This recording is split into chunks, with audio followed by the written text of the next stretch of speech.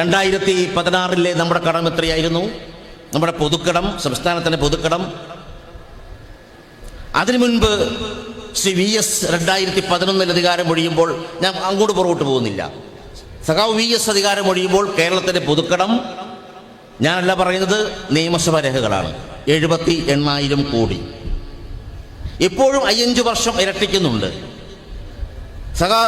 ശ്രീ ഉമ്മൻചാണ്ടി 16 ഒഴിയുമ്പോൾ 78 1.76 ലക്ഷം കോടി. 21 നാം അധികാരം ഒഴിയുമ്പോൾ അതിൻ്റെ ഇരട്ടി 3.96 ഇരട്ടിയോളം. അങ്ങനെയെങ്കിൽ ഒരു ചോദ്യം ഞാൻ ഈ ബഹുമാനരായ സദസ്യരോട് ചോദിക്കുകയാണ്, നേതാക്കന്മാരോട് ചോദിക്കുകയാണ്. ആ കണക്കനുസരിച്ചാണ് നമ്മുടെ കടം വർദ്ധിച്ചിട്ടുള്ളത്. മനഃപൂർവ്വമാണോ ഇല്ലയോ എന്നല്ല, അങ്ങനെ വർദ്ധിച്ചു പോവുകയാണ് ചെലവുകൾ കൂടുന്നതുകൊണ്ട്. ഈ 26 എത്രയാവണം കടം?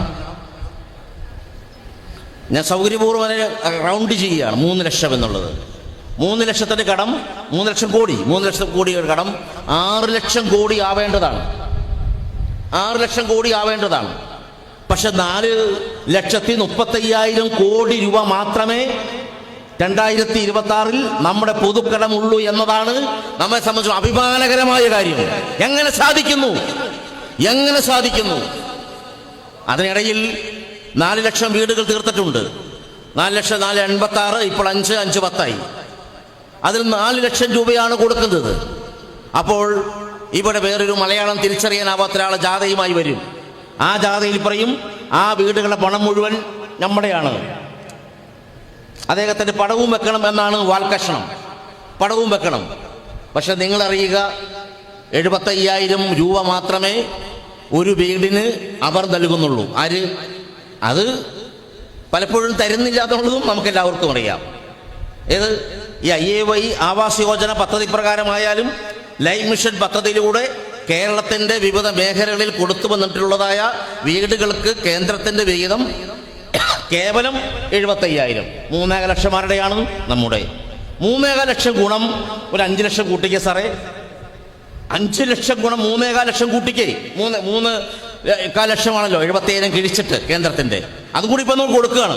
കേന്ദ്രം തന്നില്ല എന്നും പറഞ്ഞ് ബാക്കി പൈസ കൊടുക്കാതിരുന്നാൽ ആളുകൾക്ക് വീട് പണി പൂർത്തീകരിക്കാൻ കഴിയില്ലല്ലോ. അവർ ഇന്നല്ലെങ്കിൽ നാളെ തരും. നല്ല മനുഷ്യരാണല്ലോ കേന്ദ്രത്തിൽ ഇരിക്കുന്നത്. അവർ തരുമെന്ന വിശ്വാസത്തിൽ വീട് പണി പൂർത്തീകരിക്കണമെന്ന നിശ്ചയദാർഢ്യത്തിൽ ആ പൈസയും കൂടി സംസ്ഥാന സർക്കാരിൻ്റെ ഇപ്പോൾ എടുക്കുകയാണ്. അപ്പോൾ ഒന്ന് കുട്ടിക്ക് എത്ര കോടിയാണ്?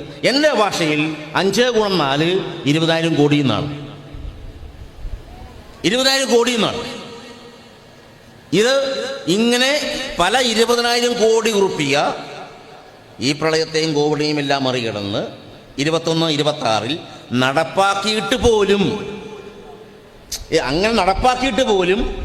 6 ലക്ഷം കോടി രൂപ കടമാകേണ്ടിടത്ത് 4,35,000 കടമായുള്ളൂവെങ്കിൽ ആ ഗവൺമെൻറ്റിനെ വീണ്ടും കൊണ്ടുവരുന്നതാണ് ഒരു ശരാശരി മലയാളിക്ക് നല്ലത് എന്നാണ് എൻ്റെ അഭിപ്രായം.